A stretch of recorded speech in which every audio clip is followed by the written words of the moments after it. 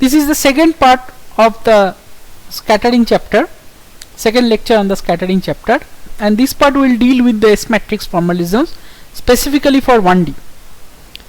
In the last part of the previous lecture I said that this S matrix formalism is basically a very compact formalism to pack all the information you already learned to calculate by simple straightforward calculation, and it is just a tool to compactify all this complicated calculation and simplify, in some cases actually simplify the calculation, and to give a it converts this whole formalism into a very algorithmic machinery.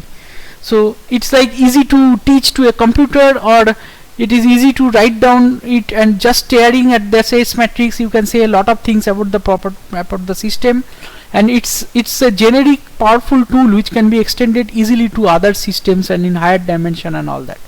So that is why we are learning it. It's not a it is not giving you a new physics or anything. It's a tool to visualize and express the calculation which is otherwise cumbersome.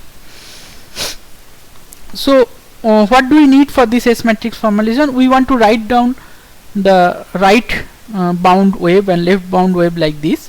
So one more disclaimer or caution before I proceed with this part, and in general this 1D scattering problems.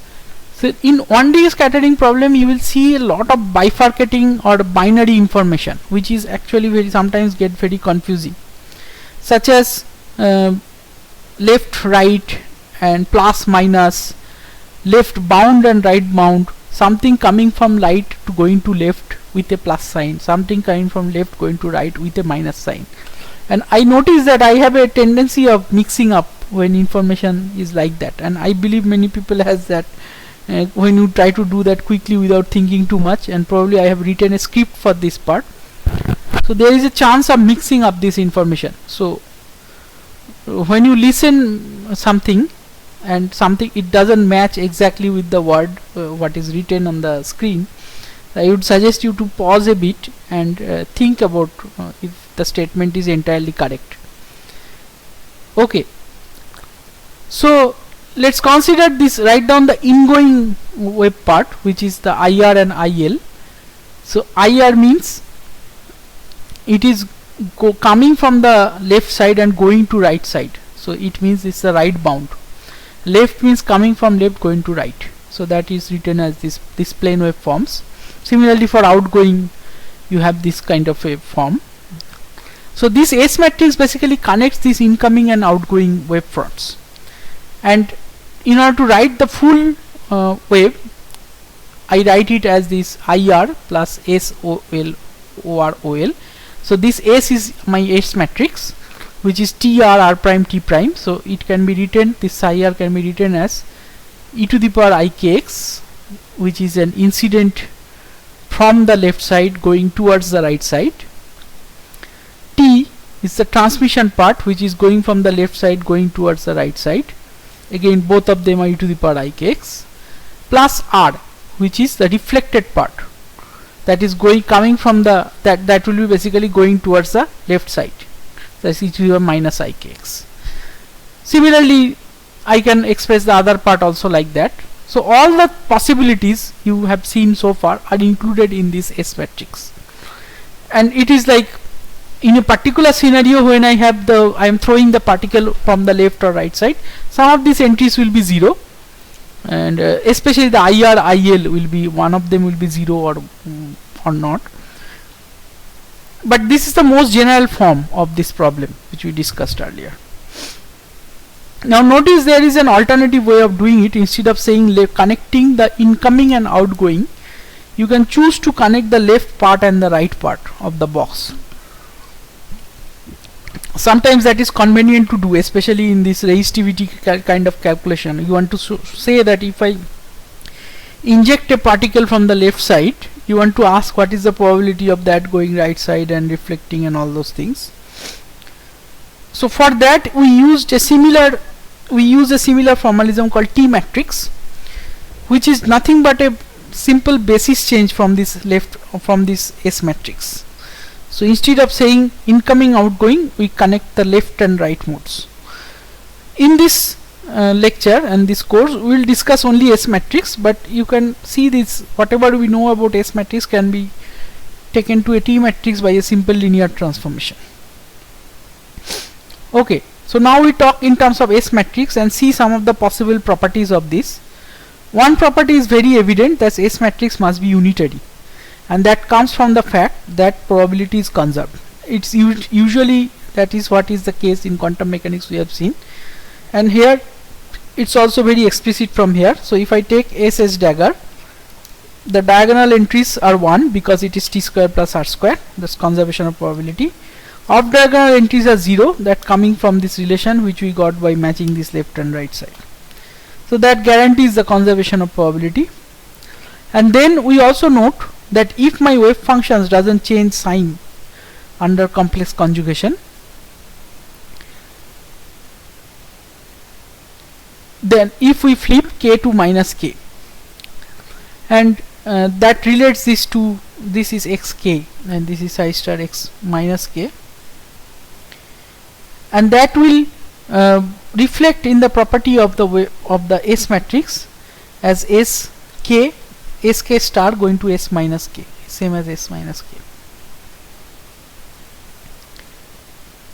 Okay, so now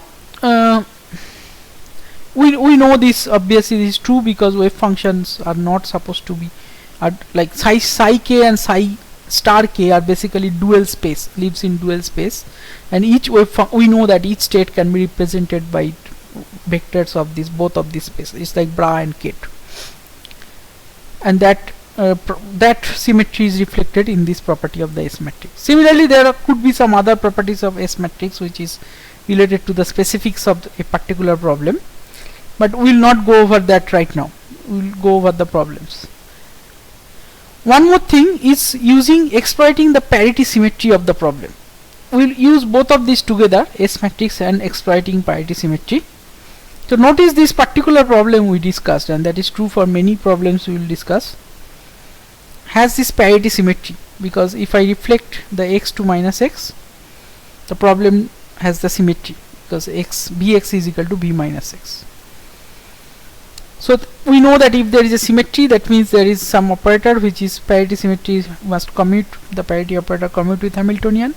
That means we should be able to express the eigenstates in the parity basis. What happens when we do that? It turns out the calculation gets very much simpler, that if we exploit the parity symmetry.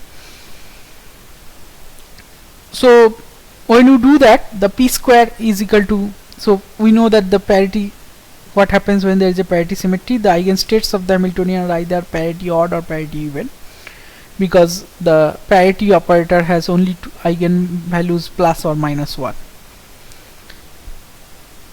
So what happens when we exploit that and write it in this form? So this is my S matrix form of this wave function. Now if I have a parity symmetry, that means the psi L x is equal to psi r minus x. That is what will happen. This psi r and psi L are in general neither odd or even, but for a symmetric potential they has to have this kind of a relation. So if I want to go to a basis which is parity symmetric, I construct that basis by taking linear combination of this right and left, and that is right plus left is basically r x plus r minus x, and minus x is basically minus similarly minus combination of them. And we can check that this is the parity eigenbasis, because if I apply parity operator on that, you get these two eigen, you can write down the eigenvalue equation for the parity operator. So this makes the algebra much easier, that we will see by revisiting the pothole example we did just now. We didn't do the algebra, but if you try to do the algebra, probably I discussed this in last semester, but here also I just overviewed it. If you try to do this algebra and work out these forms, it's a notoriously lengthy calculation, quite a bit of algebra. So you'll see it becomes very super simple if you exploit this parity basis and work in this parity, in this psi plus minus basis. So in this solution, the solution in the pothole will take this form in the parity basis with this constant and all that.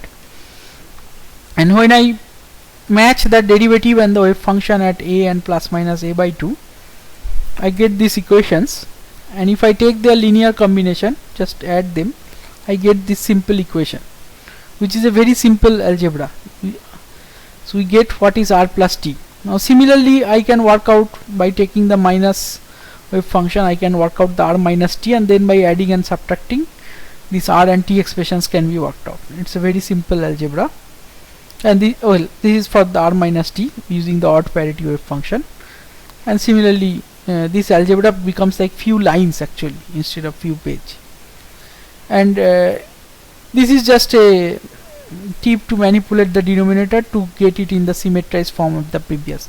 You can show this form and the previous. When you do this one line of algebra, you will get a form which is not exactly same as that earlier, but to do this you use this tip to manipulate and get this form.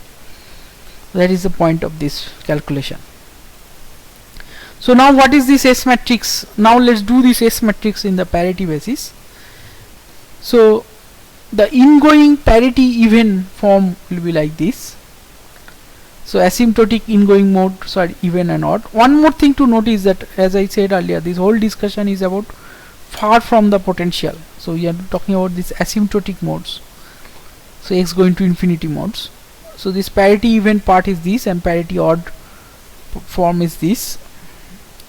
For this, writing it in this form, taking the combination of psi r and psi l, the incoming and outgoing will have this form. So it will be written as this, like this, incoming and outgoing, it will be written in this form. So these are all the incoming forms, and these are all the outgoing forms. It's nothing but a basis change, no? It's just a linear combination of what we did earlier. So in that basis, so we can relate this with the older basis by using this M matrix, which are nothing but a plus 1 minus 1 type of form. You can check this algebra just by two line, by how these two things are related. And we can rewrite this whole problem in the parity basis, the S matrix, and this is given by this form. Psi plus psi minus is equal to I plus I minus plus SPO plus O minus. This P index, just to remind that it is now in the parity basis. So I call these entries S plus plus, S plus minus, S minus plus, S minus minus. And that again, since this is just a linear transformation, this can be connected to the old transformation just by this M S M inverse. And when you do that, you can write down this SP matrix in the parity basis. Again, just a cross check that if my problem has the parity symmetry, that is Vx going to V minus x, these diagonal entries will be R and R prime will be same, obviously, and that will simplify this parity, make this parity matrix, parity basis S matrix diagonal, which is a drastic simplification of the problem. So when you do that, you just get this T plus R and T minus R from.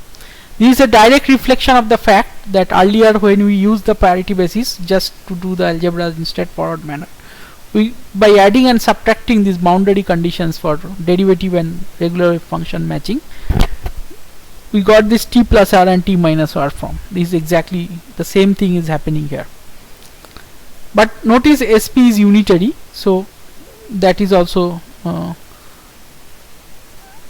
has to be satisfied, and if that has to be satisfied, then T plus R and T minus R has to be a phase. So we note that the T plus, so they had to be unitary, it has to be unitary to conserve probability, so that demands these two quantities must be a phase. On top of that, we use this symmetry condition. So using all that, we can also show, and that can be shown very easily, like if these two things are because of these two relations,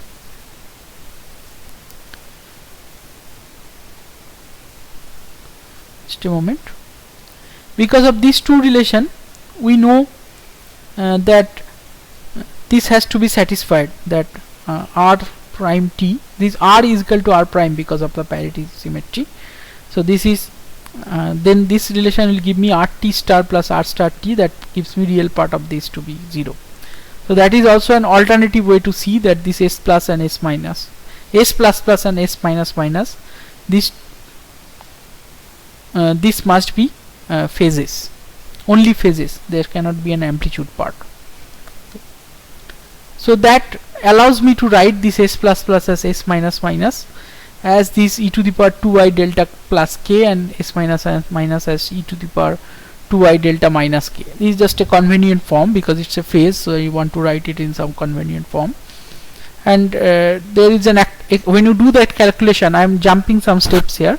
When you do the calculation, you get extra factor of 2, and that factor of 2 can be adjusted by defining it as 2i delta plus and 2i delta minus.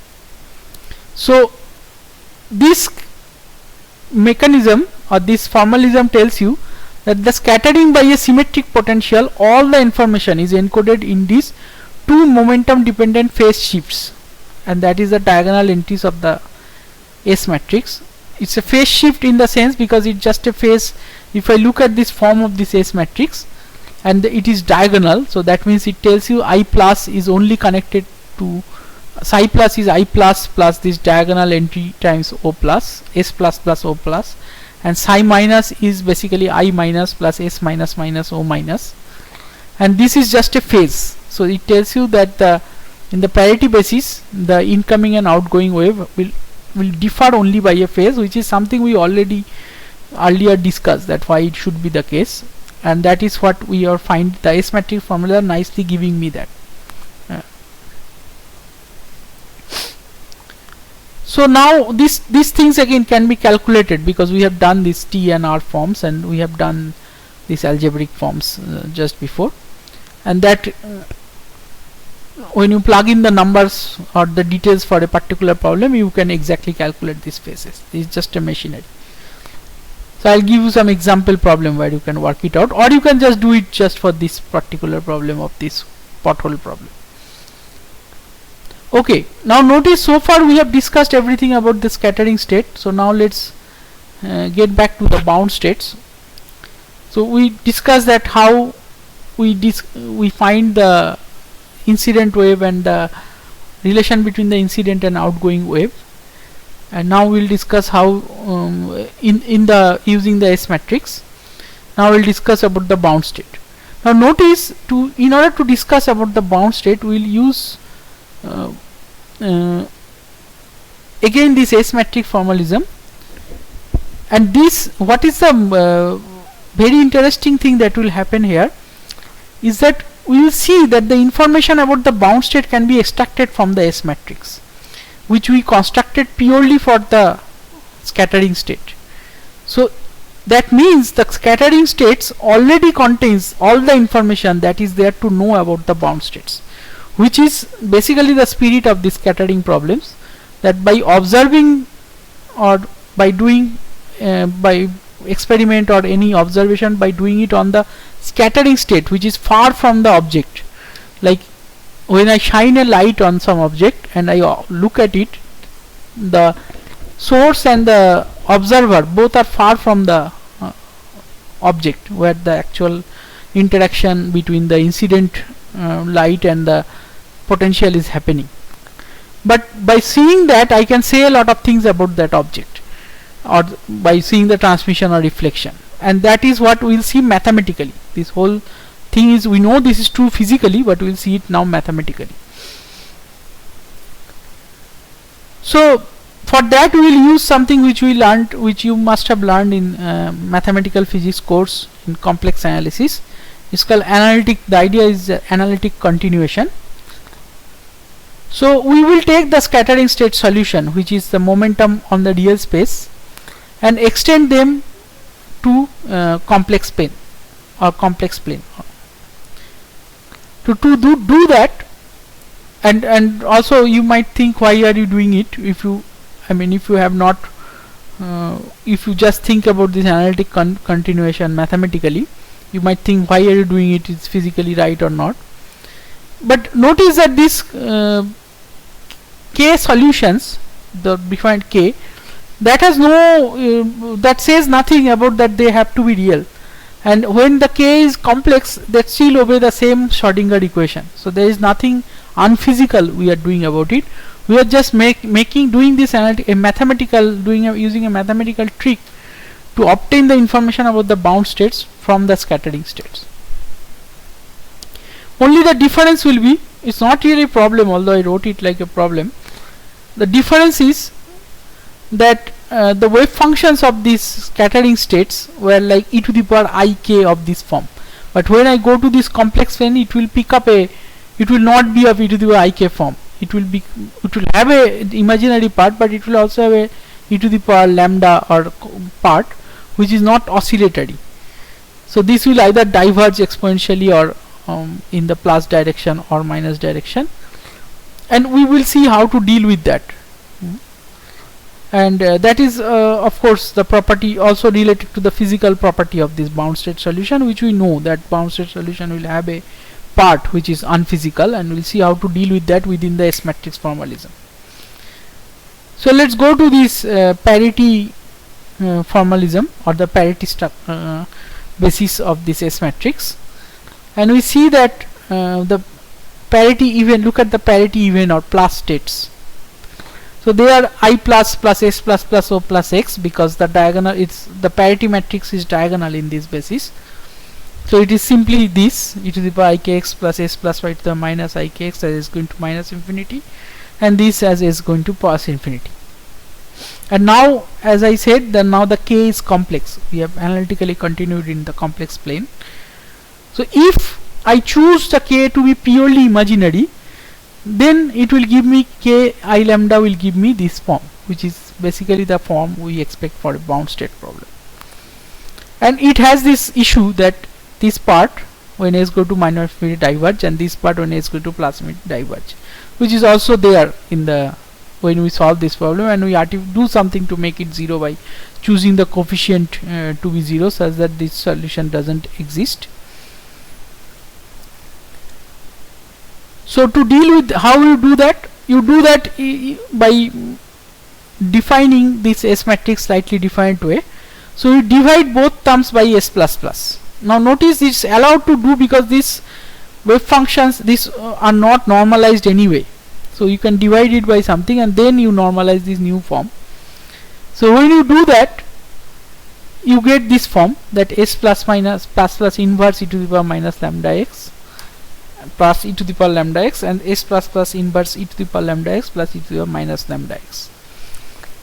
So now it is easy to put up a condition in which this solution will be always physical, and that condition is this wave function, and this wave function is normalizable only if when x goes to minus infinity you want this part to vanish. That means this S plus plus, you want this S plus plus to blow up, or you put it in this way, that we can find a lambda greater than 0 solution only if S plus plus k goes to infinity, when k is I lambda, on purely imaginary. And that is basically the problem boils down to. So if you ask the question when that happens, when you have a solution like that, when you find a pole, it happens for those cases where you find a pole of this S plus plus k in this complex momentum plane, and that pole has to live in the positive imaginary axis because k is equal to I lambda or lambda goes to 0. So that corresponds to bound state. So that is how you can find the bound state solution from this S matrix. And from there you can, of course, once you know that, you can calculate the energy of that bound state, which is minus h cut square lambda square by 2m. Again, you could have alternatively taken k to the minus I lambda, but in that case you have to make this condition as S plus plus when k goes to minus I lambda to be 0. But we know that since S plus plus is a phase, so this is guaranteed to hold the parity odd wave functions, and it guarantees that whenever there is a bound state in S plus plus, there is also a bound state in S minus minus, so that you can check. So if there is a pole in plus I lambda, there has to be a pole in this minus I lambda also. Okay, so this is a little bit of stage. I didn't go in the details of that part you can check, but it's a very simple proof to show that. Okay, now let's do the example to see how this whole discussion in action. So we want to find the bound state solution of this problem. This is something we did in last semester, and we saw that in order to do that you have to solve a transcendental equation graphically. So here that whole problem boils down to finding the poles of S++. So S++ is this with this relation. So we set K to I lambda. We take the S matrix we constructed. Notice that this is the S matrix we constructed for the scattering problem. All we did, we take the S matrix, replace K by I lambda. So this is so algorithmic. It just tells you construct the S matrix for scattering problem, put K equal to I lambda, find the pole. These 3 steps. Find the pole, you will get it here with this relation, and that is the solution of your bound state. How to solve this? This is the transcendental equation you want to solve. You solve it graphically, plot lambda in Q, see where they intersect, that is the solution. So even parity you will get this plot, for odd parity you get this plot, and this intersection which tells you the energy. From there you can work out the energy of the bound states. E to E is minus h cut square lambda square. So as many roots of this solution, or as many intersections for a given energy and all, that will give you that many bound state. And you can show that there will be at least one bound state always, no matter how shallow the well is, and it gets more, and there is more when it gets deeper. This is also something we learned in the last semester when we did this problem. Again we can play the same game for odd parity. So this is the solution for the even parity wave function. So odd parity we can play the same game, which has a pole at this, and we will find the same equation for bound state. Similar equation, not same equation. And notice that in this case there is no guarantee that this ground state exists. It happens only if the potential is deep enough. Okay, now we will talk about one more phenomena, which is resonance. So what is resonance? In the resonance is relevant in this the context of this example which we discussed earlier qualitatively. Then let's say I have two peaks of the potential, and in between it is almost 0, and I ask the question. So you know that what will happen here. There will be a bound state solution here, and there will be a solution here which is which will be a decaying solution here, and this particle will be allowed to tunnel from here to here. Okay.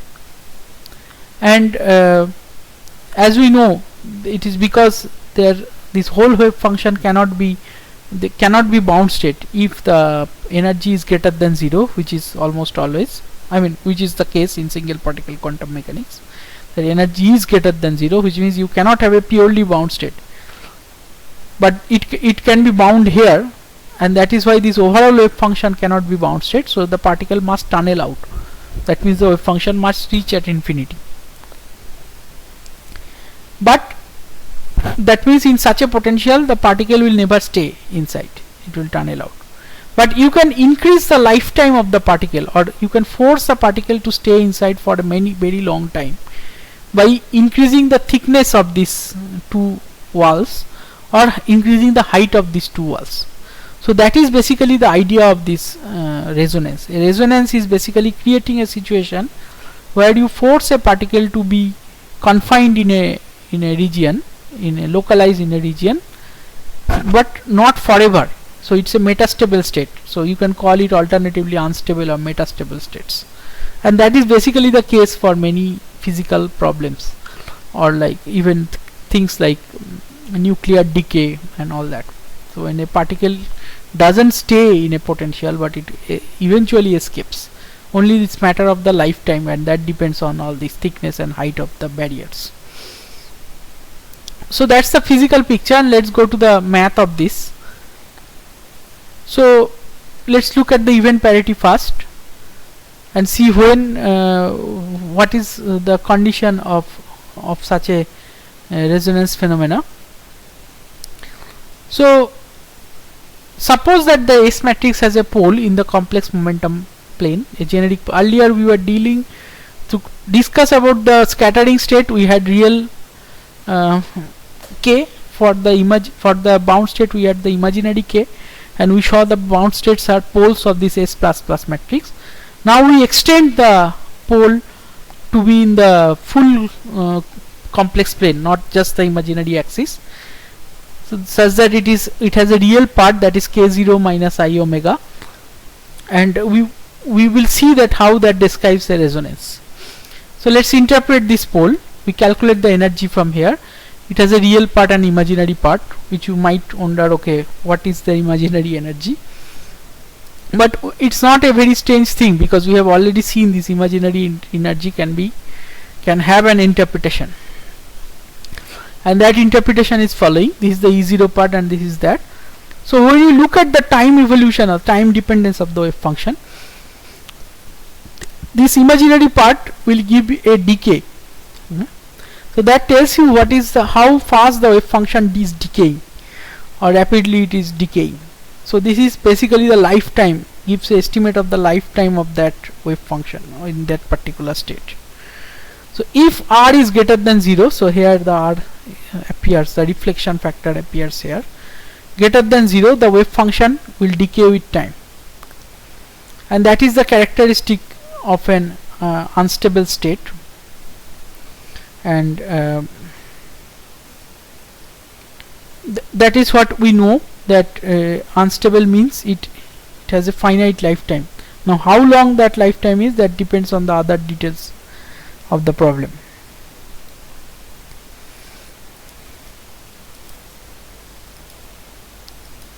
Okay, here is one thing I said wrong.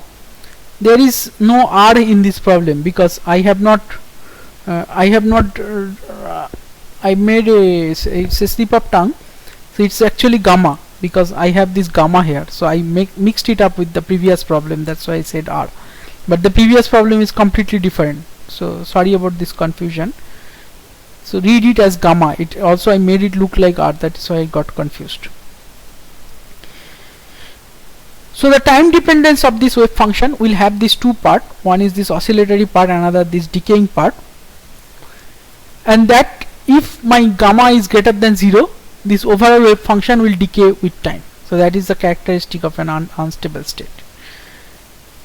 So we can also estimate the time scale of this decay. So that time scale of this decay can be shown by writing this T by tau. The tau is 2 h bar by gamma, and or if I take h bar to be 1, so time scale is of the order of 1 by gamma.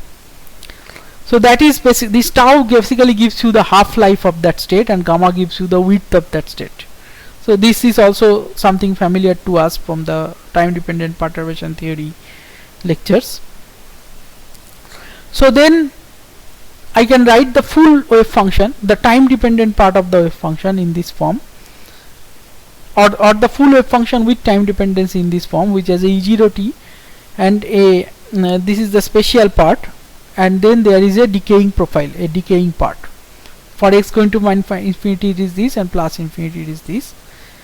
So that tells you that the particle will oscillate between the bound region, within the bound region, with a decaying amplitude, and the amplitude decay will be like this. Okay. So from there I can estimate a velocity for the particle of for that decay, because these are these time scales, and that velocity is given by this gamma by 2 h bar gamma, by capital gamma divided by 2 h bar gamma, and when I plug in the value, it is basically h bar k by m. So notice also that for a fixed time t, these wave functions are very much normalizable. These wave functions are not normalizable, and they diverge at x going to plus minus infinity. But that is not a problem, because earlier we have seen this thing earlier also, these non-normalizable wave functions. We extend the Hilbert space, because even though they are not strictly within the postulates of quantum mechanics, they still represent something physical. So that is why we include them, and that also is the reason that why, because although we kind of brushed it under the rug that we are now dealing with an imaginary energy, but this fits with it nicely, because since it's an extended part of it coming, these wave functions are coming from the extended Hilbert space, which are not normalizable, and that's why they don't have a purely real, purely Hermitian form. So basically all the wave functions are the eigenstate of the Hamiltonian. They cannot be interpreted as stationary state because they have this complex energy, and but yet we are able to represent some physical phenomena of them, which is they are basically they are wave functions which are decaying. So that is why it still makes sense.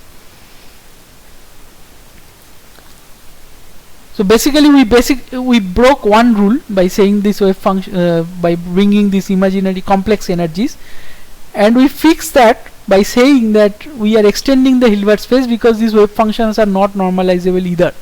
So we broke one rule and then broke another rule to make sure that the rule broken wave function doesn't contradict with anything else within the postulates.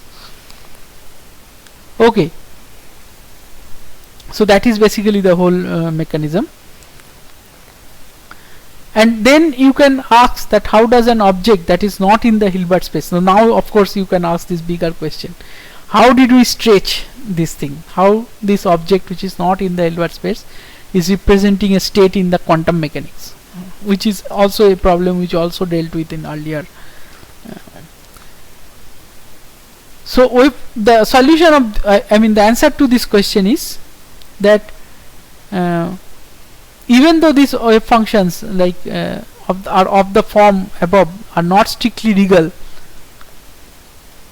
because they don't like in Hilbert space and they are not they are unphysical, so they still contain interesting and correct physics. So that is one more point. The solution might not be very satisfactory to strictly mathematically minded people, but this is one of those examples where the thing is strictly not in the line with the tight definitions of mathematics, yet it represents some correct physics.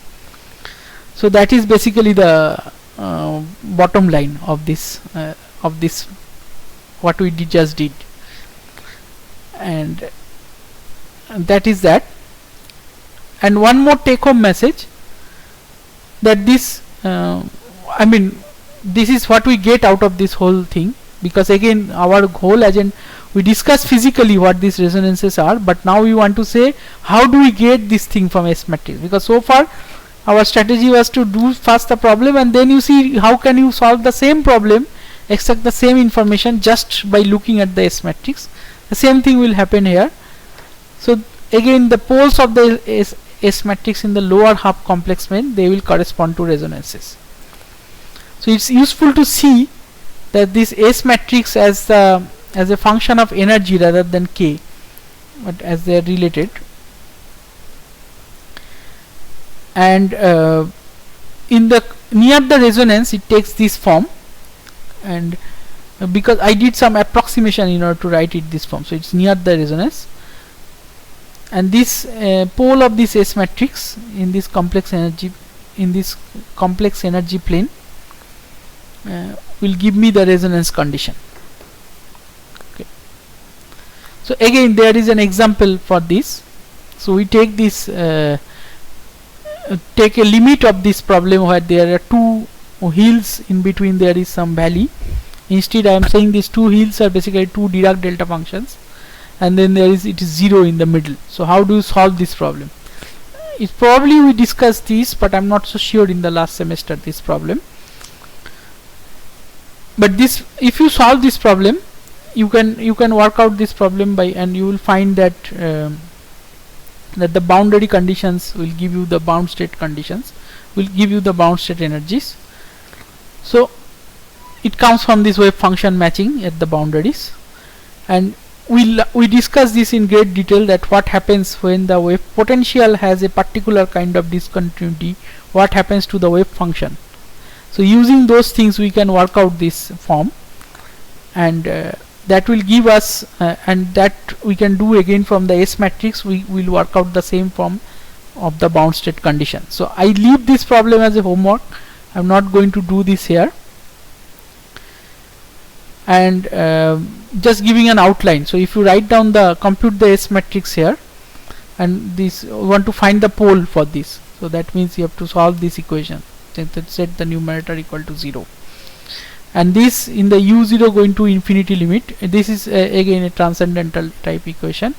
So u0 going to infinity limit, this term will vanish, and the condition is very easy, the k is just n plus half pi. So they basically correspond to the bound state that is trapped between the two barriers, two infinite barriers, and that is basically the simple solutions of this particle in a box type problem, and it is very close to that problem. And then these poles are basically on the real k axis and they are not on imaginary k axis, and the bound state for E greater than 0, you will see they are allowed because the walls are infinity. And again you can obtain the same boundary, same behavior from the scattering matrices also. So from there you can work out the physical aspects of the problem, that how much the phase is shifted in the scattering problem and all that. So these are some interesting extension for that you can do for this problem. So I am not going to the details of that, I am just leaving you with an outline. Okay, so that is all about this problem of scattering in 1D.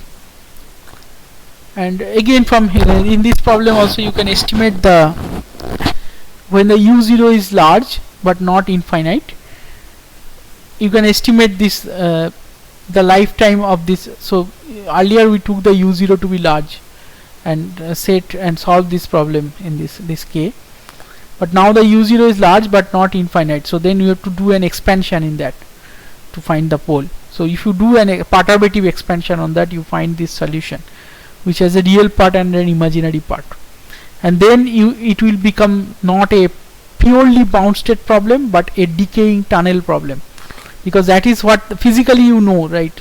If your this u is basically proportional to v, if the v is infinite, it is almost like a particle in a box problem. So you get there is no resonance, it is always inside, it's a perfect bound state for and for E greater than 0.